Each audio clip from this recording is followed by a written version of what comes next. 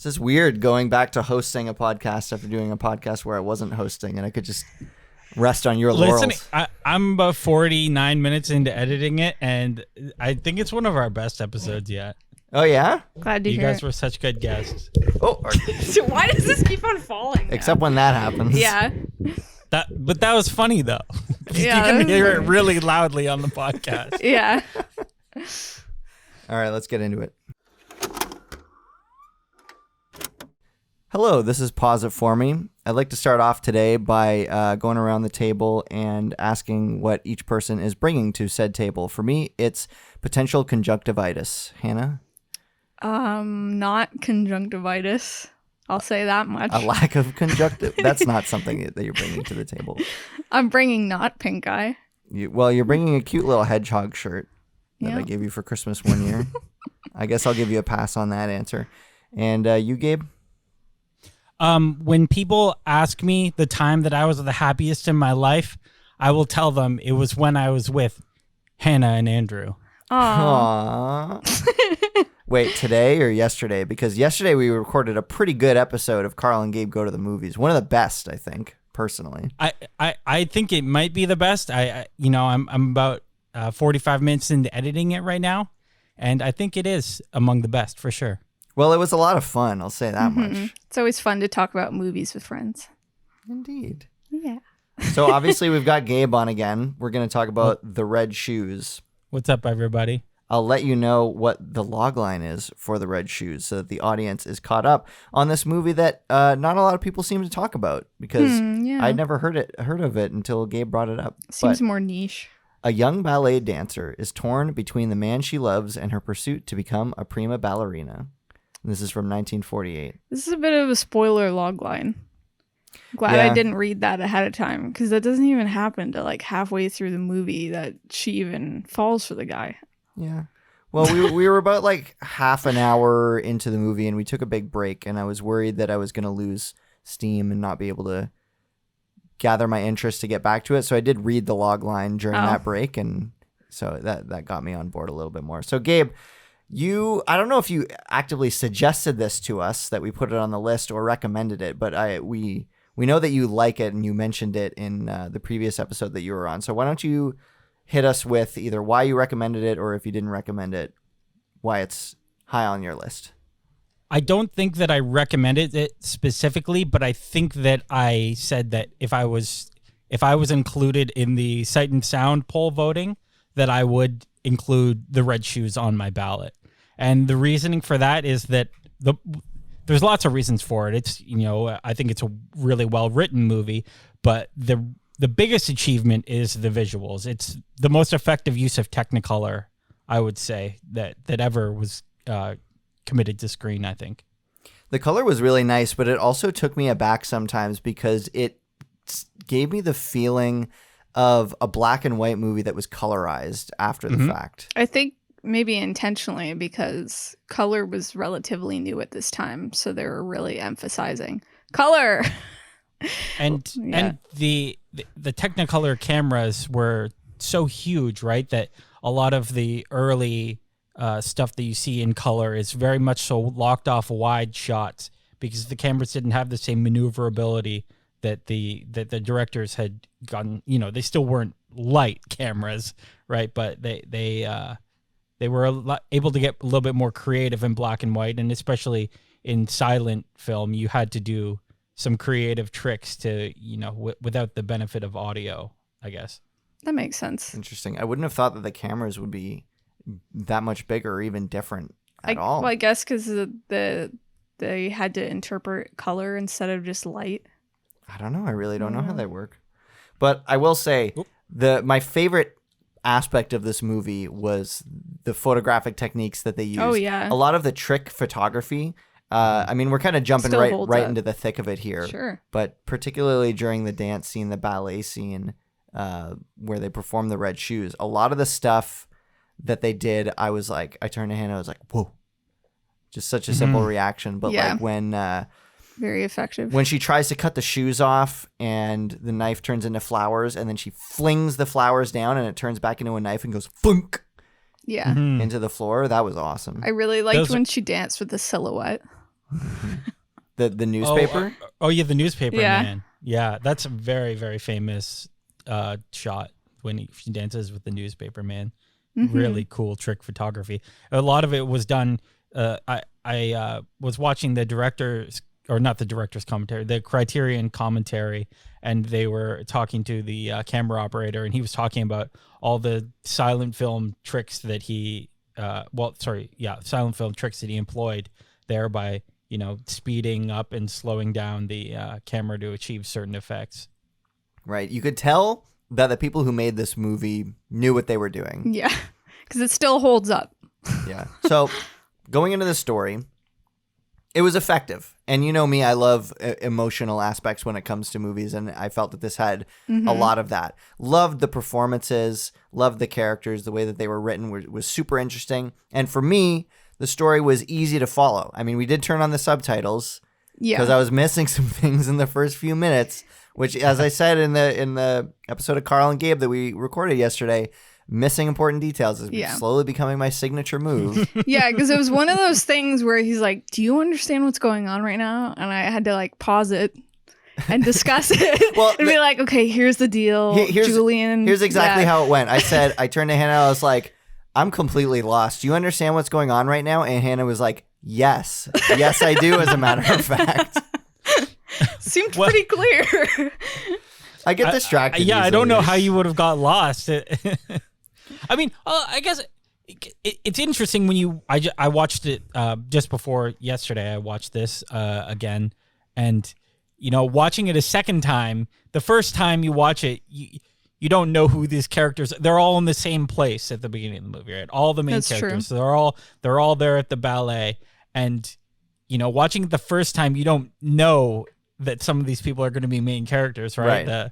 The ballet fans arguing in the upper bowl, right? You don't know the first time you see it, like this one guy, he's going to be one of the main characters of the movie, right? Right. Exactly. And yeah. so Didn't know if so it was when you just gonna watch be it a one second scene. time, it's like, oh wow, it's really a much stronger opening scene the second time you see it and you know who the characters are.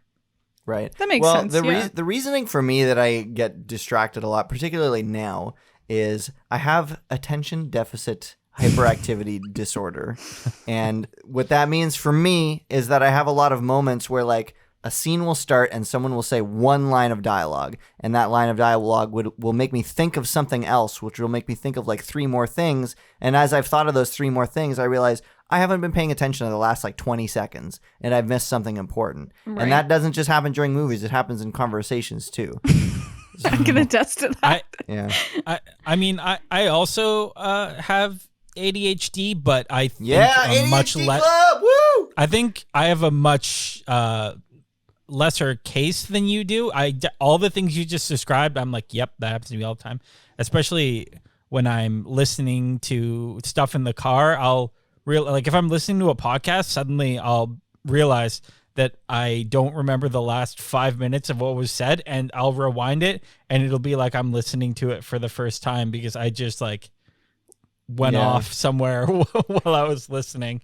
I don't think that happens to me as much in conversation, and there's something about movies where I am able to lock into it. I don't know. There's certain things in life that I realize I can lock into them. One of them is making graphic stuff, which is why I do that for my job. And Right. one of the other ones is movies. Yeah. I can relate to that. I'm yeah. surprisingly good about not doing that with podcasts, but movies and conversations, I'm really bad for it. And the reason why now more than ever it's difficult, and this happened when we were discussing Asteroid City yesterday. I've got a project, a video project that I'm working on, and during Asteroid City, there was a scene with a phone call that I mentioned I zoned out during, and it's because I was looking at the way that they shot the phone call, and in the project that I'm working on, I also have a phone call scene that I'm going to be shooting, and I was thinking, oh, that's a cool way that they shot that. Maybe I should shoot it that way or whatever, and then I realized I didn't listen to a single word during the entire phone call sequence. I was thinking about that when they turned. I realized I zoned out a tiny bit during that phone call too, but I caught myself quickly.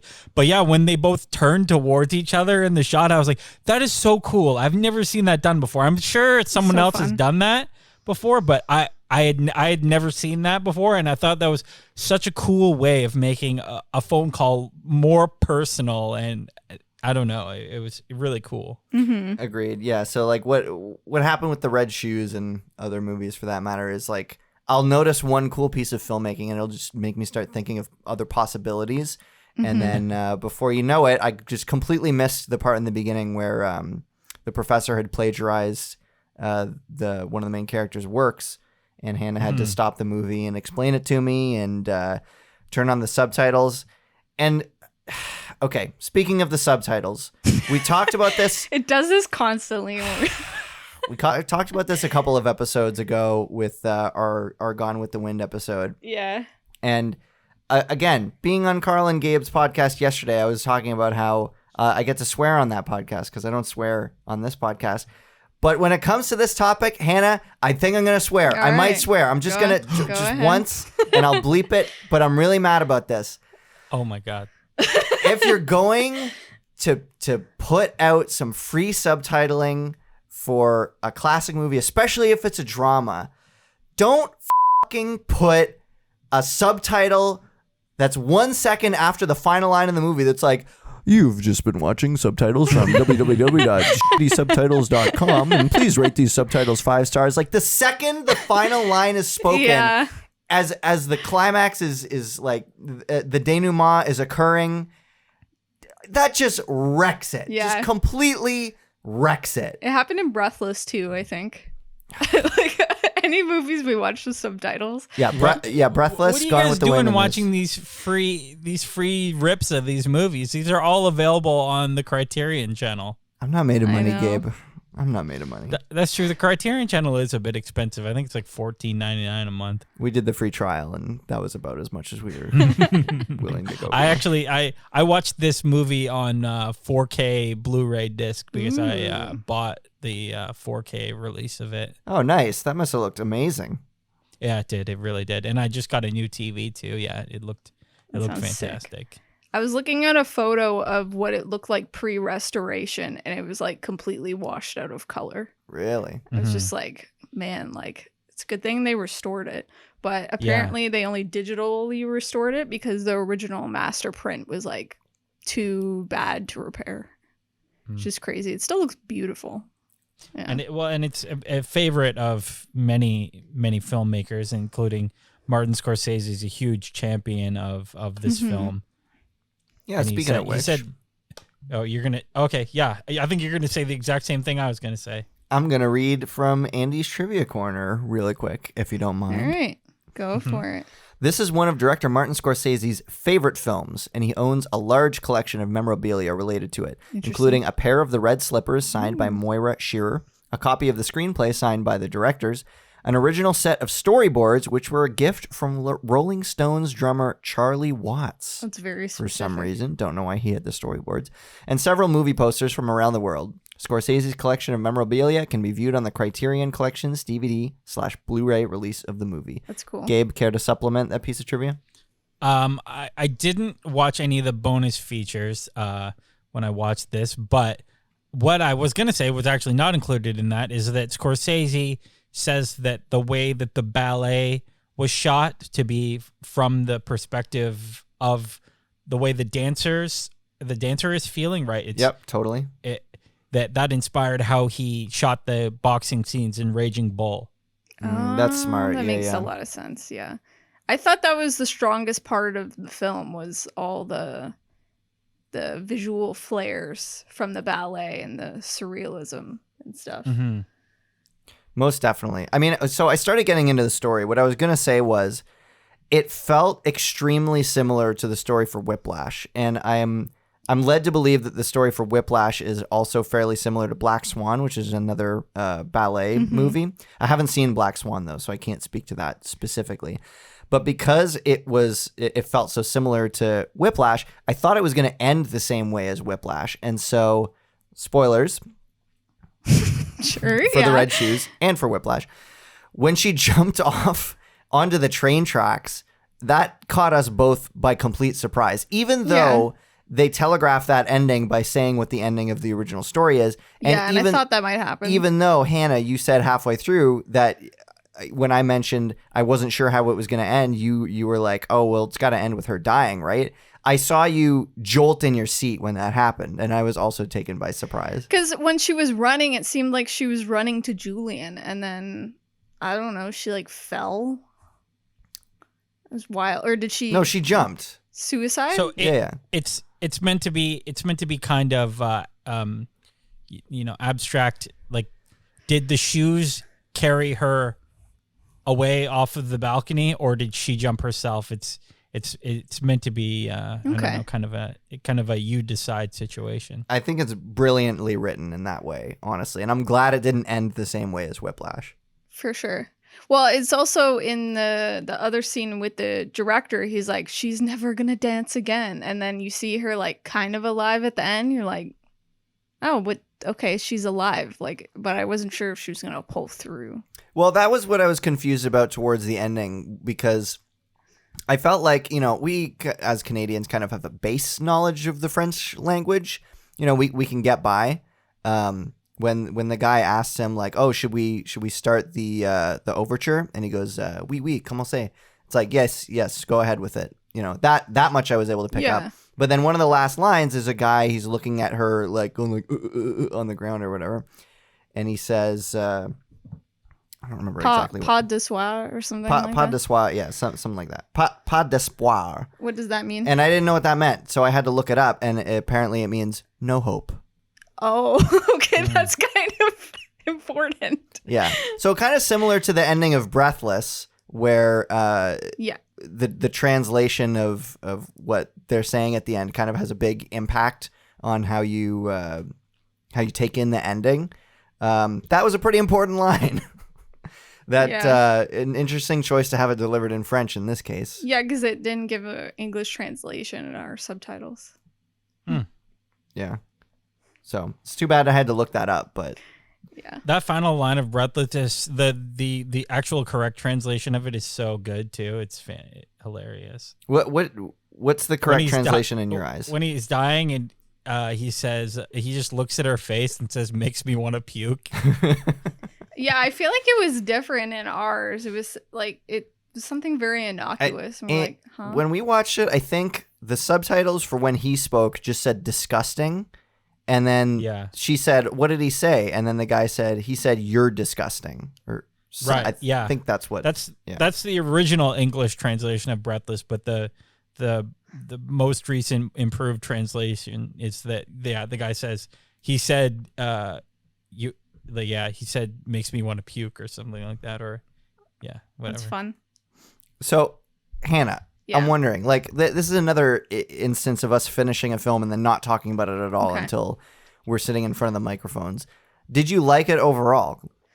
I liked the cinematography, the color grading, all things that will take inspiration. Closer to the microphone. Yeah. There you go. The actual story, I found it compelling, but also old-fashioned, looking at it through a modern lens. Old-fashioned? In Because what way?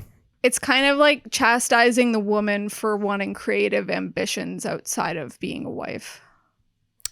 So it's like, you think so? It's like, oh, either you can be the best dancer or you can be a wife. You can't have both.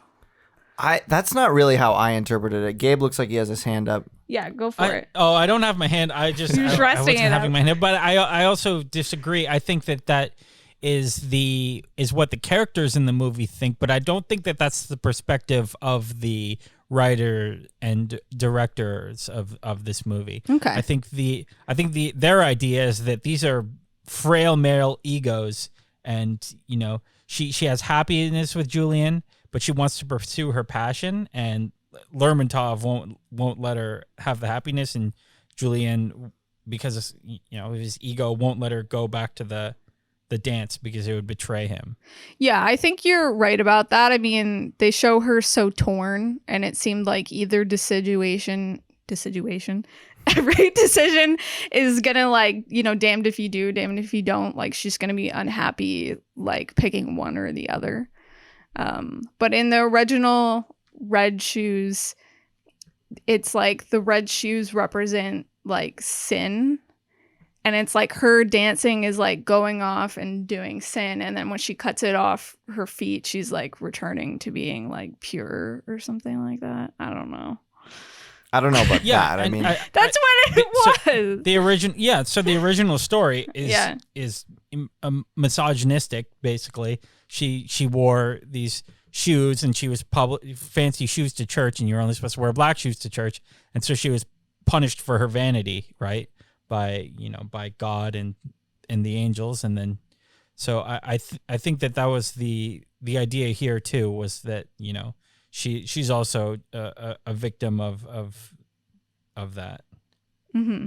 Well, I don't know anything about the original story, but it just, as far as like your take goes with this, like I don't think they were saying that you can either be a housewife or you can have creative passions. I think they were more so saying that being in a relationship distracts you too much from putting your full focus into your creative passions. Yeah, but that doesn't mean that you can't. I feel like they were saying like you can't be the greatest of all time if you care about other things in your life. Well, this is why I felt that it was so related to Whiplash, because that's a big subplot in Whiplash, that it was like he had to cut off his relationship with his girlfriend and towards the end push away his dad in order to be the best, in order to dedicate his full talent into rising to the occasion, Yeah, I'm not disagreeing with that. I just think it's flawed. Like there's plenty of talented people that are married. So I mean, yeah. It's a tale as old as time about like wanting to like have your cake and eat it too, wanting to do creative things, but wanting to have fulfillment in all aspects of your life, Yeah. That interpretation of it would imply that Lermontov is correct in the way he sees the world, and I don't think that that's necessarily the case. He's a really well written character. Like he's super controlling. Which he's a diva.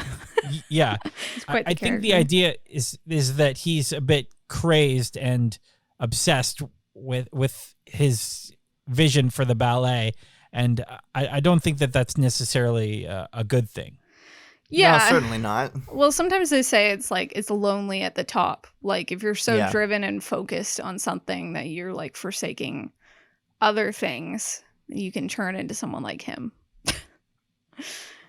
Only caring about the ballet, not the people. Yeah, I mean, when our lead character, got married and started focusing her attention more on her relationship and less on ballet, I was like, sounds like a fine enough choice to me. I mean, being married and sharing a life with a partner is awesome. Yeah. As opposed to being a loner who's just throws himself into their craft and whatnot.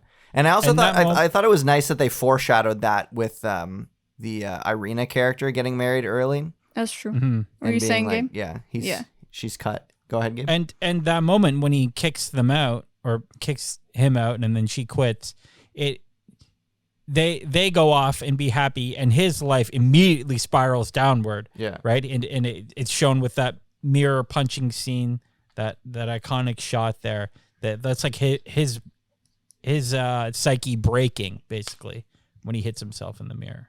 Mm-hmm. Yeah.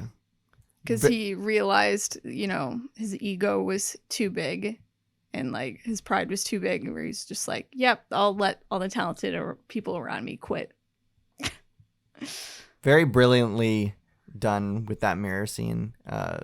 Just the whole film was very, very well executed, as I said before. But I want to talk about something that we don't normally talk about on the podcast, and I want to throw it over to you, Hannah. And that's the fashion in this movie, because the fashion definitely struck me. And you, at some points, you were like, "Oh, that's a great coat." And the main, I don't know why I'm forgetting his name, but the guy with the mustache who was directing. Vermitov, is that was the Boris. Boris, yeah. First name Boris. Yeah. I loved his suits. I loved his crazy like pajama wear. I don't even know how to describe it, and all the scarves all throughout. I just thought like it was a fun time watching all the fashion in this movie, which is not, I feel like, not something that movies normally offer. See, that's funny because you're saying like, oh, Hannah, you're talking about fashion all the time. But like I say that about every movie. I'm always like leaning over to you being like, oh, that's a great top. And you're like, okay. But I just felt like in this movie it was more prominent that people were wearing things that were more eye-catching. Like when she went out and she was wearing that green dress with the green like crown, I was like, wow, what a look. Yeah, she's fancy. I think that scene too, the fashion is so important in it, right? She's dressed like a princess. Yeah. And she goes and she ascends this magical staircase up to this mountaintop villa, right? It's like something out of a Disney film, and very much intentionally so. And that I think that might be the only scene too, when she gets up there and it's like a magical meeting where she's ascending to the top of the company. I think that's the only time Lermontov is just wearing like casual clothes too. Totally. It's almost like it's almost like it didn't happen, like it was an unreal, like imagine it. It's almost like that's the way she imagined it happened and not necessarily how it exactly played out. Interesting. It's an interesting perspective. Sorry, Hannah, I interrupted. No, it's all right. Well, considering we haven't done many color films so far, this is a really big color film. I think maybe The Wizard of Oz came slightly first. I'm not sure. But it was around the same time period, and that's also very Technicolor focused with red shoes.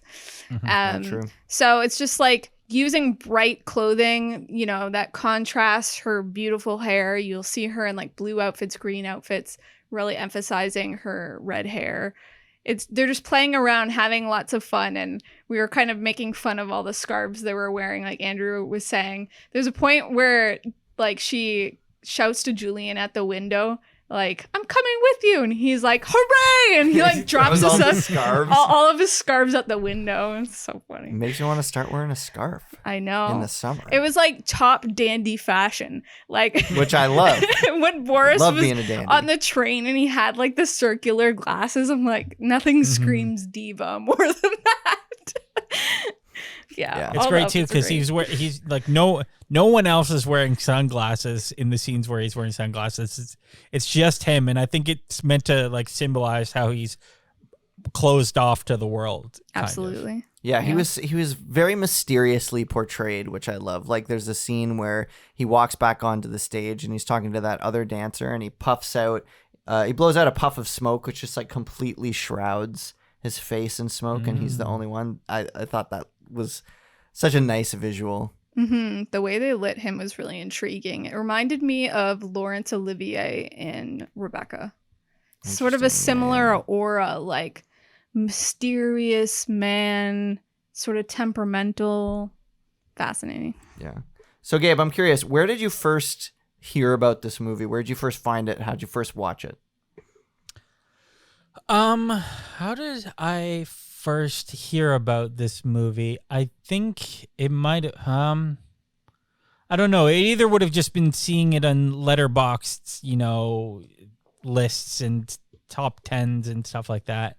But the reason why I ended up watching it was because I had seen some interview with Martin Scorsese where he was, praising it, and I probably saw another one where he was praising it also. And then I only eventually watched it, I don't know, less than a year ago. It had been on my watch list for a long time, and then they gave us a 2-hour break at work. And so it was just like, oh, we don't need to do anything for 2 hours, actually. Everyone can go and then come back, at whatever time. And so working at a media company, there's just rooms that, unused rooms with TVs hung up on the wall. So I plugged in my laptop to the TV and popped this on, and I just fell in love with it. And then I realized, like, midway through watching, I was like, this reminds me a lot of Black Narcissus. And then I look it up and I was like, oh, it's the same directors. Fascinating. Another movie I've never heard of. Well, a good recommendation from Martin Scorsese in this case. Overall, what are your thoughts on Martin Scorsese? Because I honestly feel like he's kind of mega overrated. He's mixed. Yeah, I wouldn't say that he's mega overrated. I'm not as stupid high on him as some people, but I like enough of his movies. I was just looking at a list of his movies the other day, and I realized that like there's not that many on there that are like stellar. I mean, the ones that are good though. You know, like Taxi Driver, Aviator, Wolf of Wall Street. Those are good. Raging Bull, not that great. Haven't seen it. Goodfellas, good, not great. Departed, not even really great. Just kind of good. I think Raging Bull's great. I had liked it the first time I watched it, and then I tried to rewatch it with Hannah, and I was super bored. I don't think it's like a very rewatchable movie for me, just because Jake LaMotta is like a real piece of shit. Yeah. It's actually crazy that he let himself be portrayed like that in a movie. Like that he was willing to come on as advisor and be like, yeah, that's who I was. I was not a good guy. Well, props for honesty. Yeah. Yeah. Anyway. Wow. So is there an aspect to Red Shoes that you wanted to talk about that we haven't gotten to yet or touched on? Just the fairy tale aspect of it. Like, I think Powell and Pressburger were very much so influenced by Disney animation of the time. Yeah. And they were really the first ones and maybe the only ones who were able to capture that sense of magic on film with live action actors. I mean, I guess maybe you could make that case for like the Wizard of Oz too. I think it was around the same time though. Yeah. Yeah. But they really adapted that style very well. It's great that it has like those fantastical sort of elements. I think this is like the ultimate iteration of life imitates art. You know what I'm saying? Because I love a good sort of behind the scenes production based story. Absolutely. It's kind of what I felt like they could have done better with Asteroid City, is tying the behind the stage aspect of the film to the inner story aspect in a better way. But I loved that this was like, they basically straight up tell you what the plot is once the Red Shoes gets introduced, and it follows that plot pretty accurately. But still, like, I didn't see it coming because I was like, oh, that's the inner plot. The outer plot's going to be different. But it still had that whack of impact when it eventually hit at the end. It was more like a foreshadowing technique. It wasn't like, here's what's going to happen. You know what I mean? Kind of. I don't know. Yeah, it was. Yeah, no, it was kind of like, here's what's going to happen, and then the real stuff that gets added in is, you know, the stuff about the suffering and collaboration and the discipline that is required to make art that's remembered. Absolutely, yeah. Yeah. I think that's why it's so comparable to other stuff, is because that's how it's like. You know, there was a great line that Boris said. He said the simplicity of stuff, like, behind it is a lot of agony, you know? Mm-hmm. So it's like the people that are trying the hardest, they make it look easy. Yeah. Like Tony Hawk when he does like the 360. The 900? Yeah, the 900. That's it. Yeah. 360? I don't know. That's a baby move. Yeah. Anyone could do a 360. Yeah, there you go. That move. It's like, well, he trained like his whole life to do that. Yeah. So I have a question for you guys. What did you think about Moira Shearer in the lead role? I liked her. She was good. She was serviceable, but I couldn't help but keep thinking that, like, I either thought she was someone else or wished she was someone else. Like, when I kept seeing the thumbnail for the Red Shoes in our Plex server, I would see her face and I thought it was the same lead as Gone with the Wind, whose name I can't remember at this moment.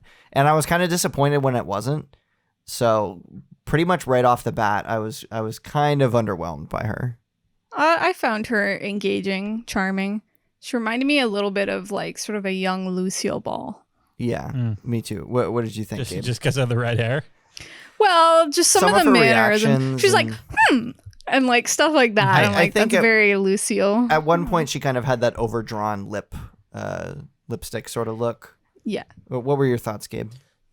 So, I mean, I think that her and also the dance instructor, well, I don't think, I know this. They both weren't real actors, really. They were both ballet people. Okay, yeah, Right. makes sense. Because Powell and Pressburger, one of them wanted it to be the dance sequence to be 20 minutes long. The other one wanted to be 10 minutes long. They settled in the middle of it being 15 minutes long, basically. Mm-hmm. And once they knew they wanted that much dancing in the movie, they're like, we can't fake this. Like this will be way too impossible to fake with like a double with this much dancing going on. So they came to the conclusion that they actually needed a real dancer to play the part, and she was the only one they were able to find, I guess, who was, fit for the screen and also a good dancer. So that might be why her performance is, a little bit on the weaker side. She was a new actor, and I think she only did it a few more times after this too.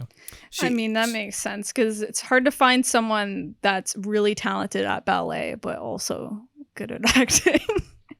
Yeah, she wasn't bad at all. I just felt that she was outclassed by the other two leads, personally. Really? I'm interested to see what else the actor who played Boris was in, because I found his performance very magnetic. Yeah, definitely magnetic for sure. Yeah, I think he was in a few more of Powell and Pressburger's movies. He was in Colonel Blimp, which actually I started watching today, but wasn't able to finish before this podcast. Yeah. Right. You know a lot more old movies and specifically old directors than we do. You watch a lot more than we do. Well, this is why we're doing this, is so we can become as educated as Gabe. Exactly. Yeah. You're our role model, Gabe. Actually, an old director that I was thinking of when I watched this, just they quickly mentioned her was in the commentary, was Maya Deren, because she was an independent short filmmaker. She never really did anything that was mainstream, but her first thing that she made was this movie, this short film called Meshes in the Afternoon, which I think is just fantastic. But the reason why she applies to this conversation was because she shot a 2-minute short that was called A Study on Choreography for Camera, where she kind of pioneered some new ideas of how you could shoot dance choreography instead of just having it locked off from kind of the audience perspective. To have the thing that she did in that short film was she filmed a dancer and he did the same dance in different places, but every time she cuts the camera, it's a different location. And I think that I don't know if Powell and Pressburger saw that, but that type of inventiveness was, what was able to make the ballet sequence possible. I mean, that's using the medium of film to your advantage, like if you're going to shoot it like a play, why not why aren't you just making a play, Yeah, I think that's kind of the problem with some old movies, and I think that's the general impression people get when they think of old movies is it's more like a play. But having watched a lot of great old movies for this and before, there is movies that stand the test of time and that are pioneering for the craft moving forward. But movies like Frankenstein, where it's like, doesn't hold up. Right. So before we look ahead at what's next on our film list, do we have a rating to give out? I think just the use of color alone, like that's just so unique. I don't know. I really liked a lot of elements of it. It wasn't perfect, but I think it's something that I could revisit, and I found a lot of the characters really charming. So I'd maybe give it like an 8 out of 10. Okay. I was expecting you to give it like a 7.64 or 7 out of 10. I'm not Karl. I'm not going to do that. And Gabe? You should be very happy that you're not Karl. Gabe, rating? Do I get to do Gabe's grades even though I'm here? Yeah, absolutely. You get to do it especially because you're here. The thing that I didn't really say yet, or maybe we touched on it briefly, but in my Letterboxd review, my original Letterboxd review of it, I called it a stirring, iconic, and faithful depiction of the art creation process. And then I said, can you imagine being the editor who was asked to cut together that ballet sequence? Like with the equipment they had available in 1948, it's nothing short of a miracle, basically. Yeah, it's like a Lifetime Achievement Award right there. To get the effects to land correctly. Yeah. Mm-hmm. Yeah, it was pretty crazy. I originally gave it 4.5 stars, but watching it again yesterday, I was like, yeah, I'm giving it 5 stars. Wow. It's one of my. I have it currently 11th on my all-time favorites list. So Ooh, it's way up there for me. Well, I'm glad we could have you on to talk about it. That's a nice healthy rating. It's a rating For to chew sure. on. I would give it an easy 8 out of 10, and then maybe on a rewatch, I would bump it to a 9 out of 10. I think some movies, the longer they stick with you, the more they mean to you. Like Rushmore and Trainspotting are two of my favorite movies, and I feel like the first time I saw them, I was like, these movies are good, but they're kind of strange. And then the more that I saw them, I'm like, yeah, these are my favorites. Yeah. And speaking of which, I just want to pick a scab right now. Gabe, I just want to let you know, in this house, at this podcast, we put Fantastic Mr. Fox in the top 3 of Wes Anderson films, okay? We're not going to let any of that Karl and Gabe stank bring it down to below the top 5, okay? Listen, I'm just glad that I was able to do Gabe's grades today without Hannah slandering me after the segment was over. Okay, let's talk about that. I didn't mean to be rude. What I was saying is normally sometimes with older films like Maltese Falcon, for instance, it's a classic. A lot of people love it. And we're like, not for us. But usually, Gabe, you are more inclined to like classics that a lot of other people like, and that's not a bad thing. It's just we just don't always line up with that, I don't know. I mean, I'll say Hannah felt really bad after. Yeah, I don't want to hurt anyone's feelings. It's okay. I wasn't actually mad. I was just like, what? Yeah, I don't know. Like for this instance, we're like, yeah, it was good, and you're like, great. So you just tend to rate things higher than we do sometimes. Cool. Yeah. Well, I'm glad and I would rate every X-Men movie way lower than Andrew would. Every X-Men movie?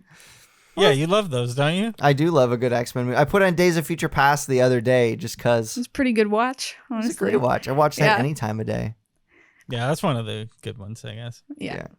Well, I'm glad we could. That's the one with the good slow-mo sequence, right? Absolutely. Yeah. I'm glad we could put that matter to bed. So, looking forward, I do want to have a quick little discussion here because the next film on our list is War of the Worlds. And that came out in 1953, which means we would be jumping 5 years from the Red Shoes. But I decided to look real quick to see what else in between that time is maybe worth putting on the list. And I'm seeing some contenders here. Okay, let's hear. So maybe we have a little conversation about what could be next. Maybe Gabe, you have a suggestion? At the top of the list for 1951, we have Alice in Wonderland, which is good, but we've seen it. So that's not going to be on the list.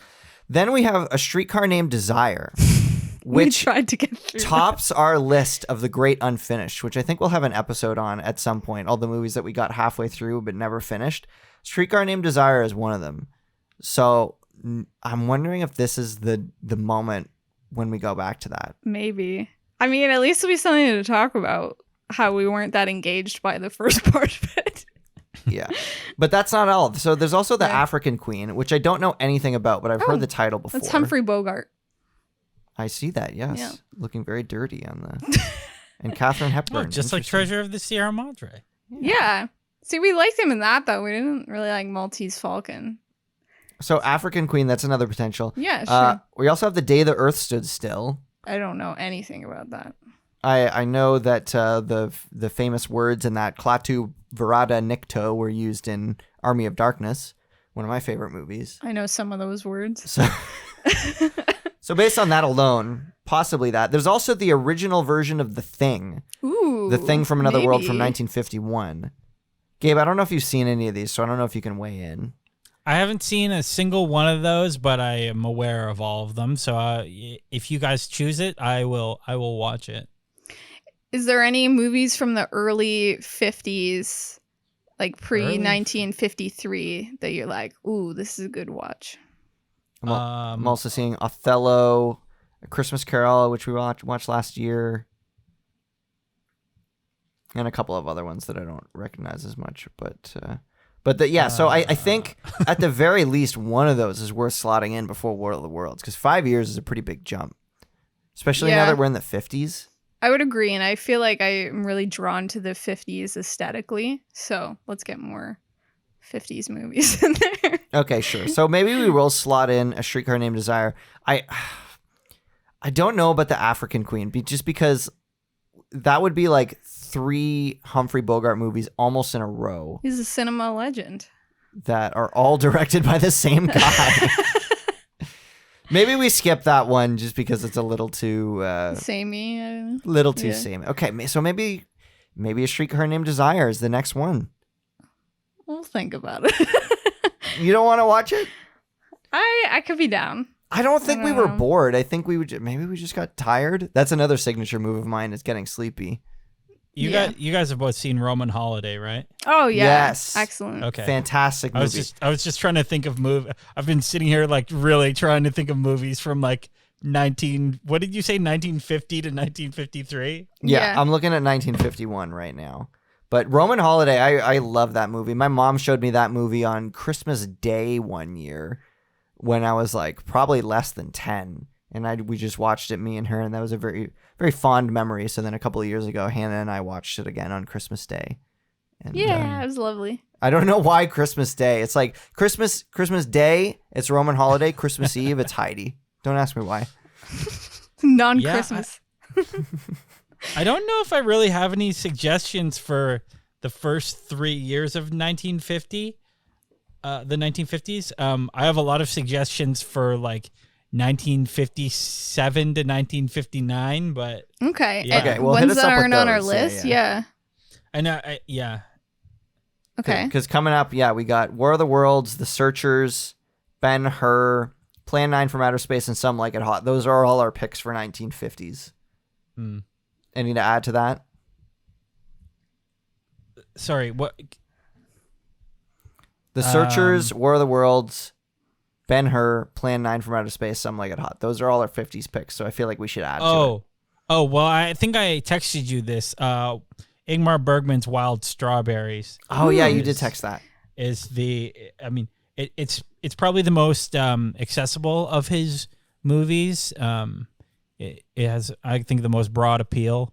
And it's just a really good movie. One of my top 10 favorite movies of all time, and also was back released with the Seventh Seal, which he also did, which is also one of my top 10 favorite movies. Wow. But yeah, Wild Strawberries, I would probably recommend. Hiroshima Mon Amour. I said that weird. Hiroshima Mon Amour, which is a French movie that was filmed in Hiroshima, obviously. Ooh, interesting. It's quite good. Kind of like a proto type version of what Linklater did in Before Sunrise. Kind of just a couple walking around, the city at night. Okay, that sounds lovely. Based on that explanation, that's definitely piqued my interest. So maybe we'll add all 3 of those to the list. But next up is probably going to be one of these 3, either The African Queen or Streetcar Named Desire or the original version of The Thing. Because I'm a big fan of the John Carpenter version of The Thing. Mm-hmm. Great movie. I think that's the best horror movie ever made. You got me to watch that. You're the one who talked me into watching that. And I also agree, it's probably the best horror movie ever made. Yes, I'm so glad you say that. Awesome. I think The Shining is great, but it's never mind. I like The Shining a little bit more. But. It's a little bit more of a thriller. I would say The Thing is a bit scarier. Mm-hmm. Yeah. I mean, The Thing is easily the best, like, typical slasher horror movie. The Shining is more psychological. 100%. Yeah. Yeah, and The Thing, obviously, a monster movie, right? Kind of a more closer to a classic horror for sure. Yeah. What I love about The Thing is that its effects are legitimately scary and freaky without just resorting to, like, Saw, body horror, blood, whatever. Yeah, like Nightmare on Elm Street. It's stop motion, and it's inhuman, and it's creepy, and it just gives me the heebie-jeebies in the best way. For sure. Okay, cool. And just the story is just really well done too. The kind of the really, really high stakes whodunit. Yeah. Oh, totally. Basically. It is a high stakes whodunit. Yeah. Because you're not sure who it is on the inside. Yeah. And if it escapes the facility, It could destroy the whole world. That's pretty high stakes. Cool. Well, I think that's a good spot to wrap it up. Gabe, thanks so much for joining us again. Hopefully in the future we can have both you and Karl on at the same time for an episode. We just got to find a movie that you and Karl both have equally strong opinions about. And good luck to us for that. Yeah. The thing is, when I put on old movies, a lot of the time Karl just like goes on his phone, and then Karl! he doesn't fully watch, and then he'll complain about the movie. I'm like, you didn't even you don't know what's happening because you haven't been looking, man. Like, I could just picture Karl being like, Gabe, it doesn't make any sense, and you're like, you weren't watching, and he's like, yeah, that's pretty much exactly what happens. I'm like, yeah, you're right, I wasn't paying attention. Okay, cool. Audience members out there, thanks so much for listening. You can go check out Gabe's podcast, Karl and Gabe Go to the Movies, available where most podcasts are found. I highly recommend it. It's a good, fun time. We talk about new movies instead of old movies. Exactly. So tune in for their possibly most recent episode that they had us on for another Wes Anderson conversation. Mm-hmm. Probably drop around a similar time that this episode comes out. And the best episode we've done so far. That warms my heart to hear that. And we've been on multiple episodes, so that's saying something. Can't wait to do more. Thanks so much for listening, and we'll see you in the next one. Bye.